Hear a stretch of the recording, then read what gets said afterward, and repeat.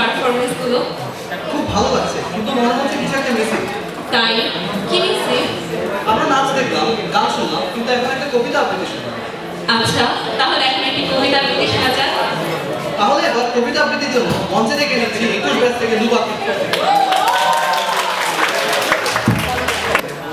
আচ্ছা, যে কবিতা আবৃত্তি করছি সেই কবিতাটা আমার লেখা।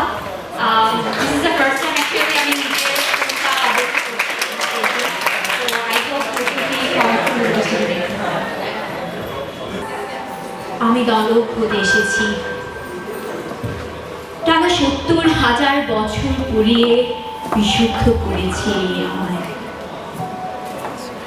এই শরীর দিলাম তোমাকে, গ্রহণ করো। না হয় ট্রয় মিলনের গল্প শোনাবে কাকে, যদি একদম নিহিলিজম আর অস্তিত্ববাদ প্রত্যাখ্যান করো। আমি তোমাকে শোনাতে পারি সেই উজ্জ্বল নক্ষত্রের গল্প, আরো ১ কোটি বছর আগে আমার হৃদয়ের যে উত্তপ্ত না হতে পারার লজ্জা।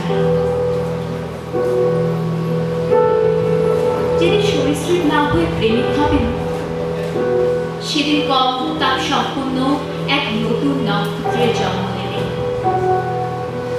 আসলে খেল করবে না পরে,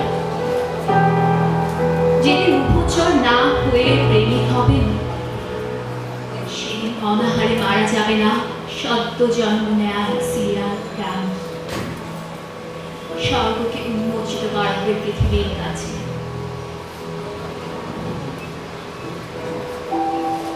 প্রিয় বিশু, আমার সাথে সূর্যাস্ত দেখতে যাবেন?